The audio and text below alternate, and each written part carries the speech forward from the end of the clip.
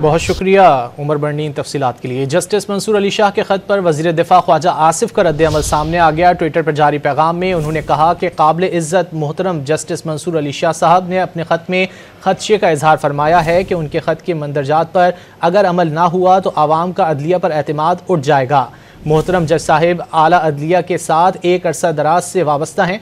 साकिब निसार साहब, खोसा साहब, एजाज अहसन, मज़ाहिर नकवी और बहुत से साहिबान अदलिया के वक़ार को पामाल करने वाले चंद नाम हैं।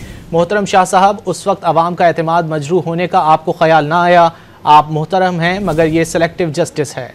मोहतरम जज साहिब आला अदलिया के साथ एक अरसा दराज से वाबस्ता हैं। साकिब निसार साहब, खोसा साहब, एजाज अहसन, मज़ाहिर नकवी और बहुत से साहिबान अदलिया के वक़ार को पामाल करने वाले चंद नाम हैं।